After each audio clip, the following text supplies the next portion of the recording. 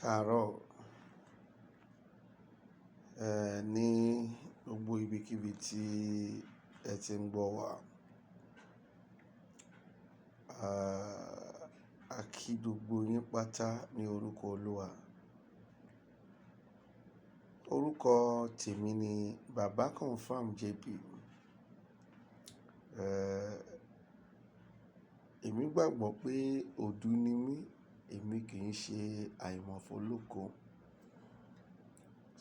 Mo fi àkókò yìí kí gbogbo ẹ̀yin èèyàn wa pátá nílé lóko. Ẹ̀yin bàbá wa, ẹ̀yin màmá wa, ẹ̀yin ẹ̀gbọ́n wa, ẹ̀yin àbúrò wa. Níbi gbogbo tí ẹ ti ń gbọ́ mi pátá.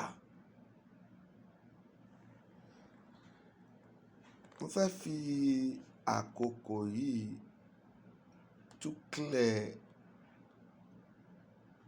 whatever tí ó bá wà nílẹ̀ lórí àwọn ohun tó ń jà rìnyànrìnyàn láti àná ìjẹta. Ọ̀rọ̀ Bánkọ́lé, ọ̀rọ̀ Gbáǹkọ́. Well, I want to use this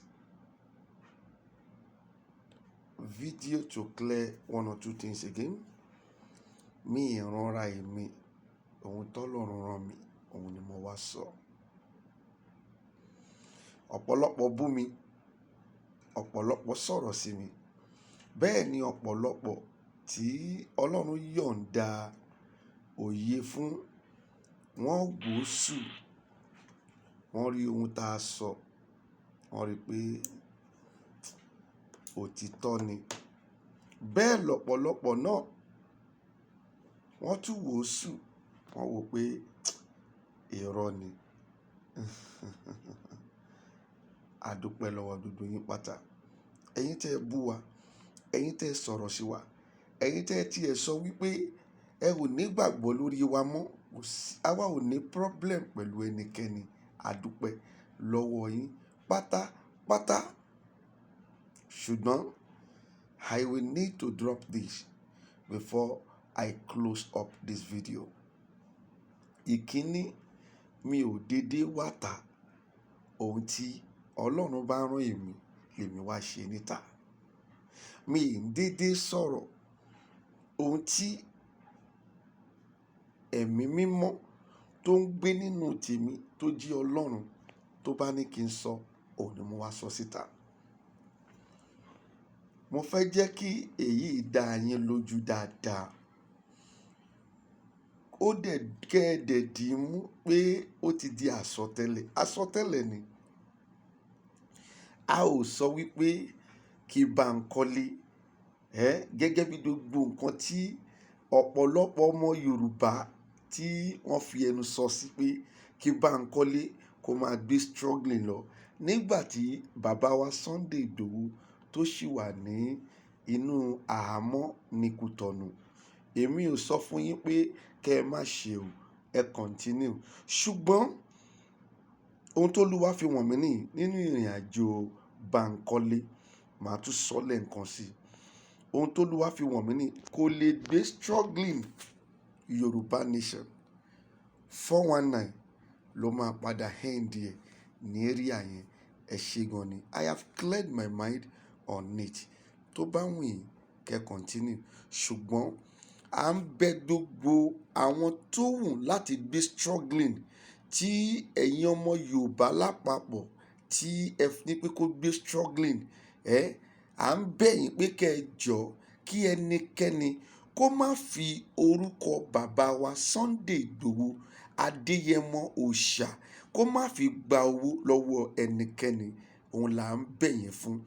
You can do it. Go on. Go and do any struggling you want to do on Yorùbá nation. Dispute rẹ̀. Ṣùgbọ́n t'Ọlọ́run sọ fún wa at the end of it, òun là wá sọ fún yín pé wọn ò lè gbé 419 ni ó sì máa end ẹ̀. A ò dẹ̀ tí kò fánlẹ̀ Ifá tí ń ṣe. Ọ̀pọ̀lọpọ̀ rìsíìtì ni wọ́n sẹ́ǹdì sí wa. Àwọn tí Ọlọ́run fún lóye, àwọn tí Ọlọ́run fún ní òye lọ́pọ̀lọpọ̀, ọ̀pọ̀lọpọ̀ rìsíìtì lọ sẹ́ǹdì sí wa. Tán ni wọ́n gbowó, wọ́n fẹ́ ṣe visa fáwọn. tó wà nọwọ́ mi àìtí kò fánlẹ̀ ifá ti ń ṣe ṣùgbọ́n ohun tó lù wá sọ lèmi bọ́ta láti wá sọ ní àná yẹn ṣùgbọ́n ọ̀pọ̀lọpọ̀ ènìyàn bìlífù wípé mò ń jealous mò ń envy ìmí tí ẹni pé ń bo ni mo wà látijọ́ yìí tí mi ò jáde síta no èmi kì í ṣe olórí Sunday Igboho òun ni olórí then we are still nursing nǹkan kan lọ́wọ́ pé kí Ọlọ́run kó jọ nínú àánú ẹ̀ kó gbé bàbá wa jáde ohun tí olórí bá ti sọ lèmi máa tẹ̀lé mi kì í ṣe olórí ohun tí àwọn tẹ àwa mọ̀ pé àwọn ni olórí struggling yìí it is Sunday Igboho so therefore èmi kì í ṣe olórí ohun tí wọ́n bá ní káwa ṣe àwa máa ṣe ìgbà tí wọn ò ti ní ká ṣe nǹkan kan àwa náà ní láti ní sùúrù ká jẹ́ kí gbogbo ẹ̀ yanjú ṣe fún ọ̀pọ̀lọpọ̀ tó ń béèrè lọ́wọ́ pé níbo lẹ wà látijọ́ yìí ẹgbẹ́nu yín sọ̀hún èmi ò ní mi ò gbẹ́nu mi sọ̀hún ṣùgbọ́n ohun tí ẹ̀yin ọmọ Yorùbá tẹ́lẹ̀ ẹ fẹ́ yẹn ẹ lọ ṣe ká wo ibi tó fẹ́ end sí a máa jáde láti máa sọ nípa ẹ̀ pé Olúwa ti sọ nípa ẹ̀yin lẹ́lẹ́gbọ́ ẹ continue ẹ ṣe gan ni mi ò envy anybody I will continue say it mi ò dẹ̀ ní kí anybody kó má jáde fún struggling I continue saying that Ọlọ́run ò ní jẹ́ kí envy èèyàn kankan mi ò dẹ̀ ní envy ẹnikẹ́ni tí mo máa fi ṣáájú wọlé nítorí pé tí ilé oge ó tóge jẹ ẹ ṣe gan ni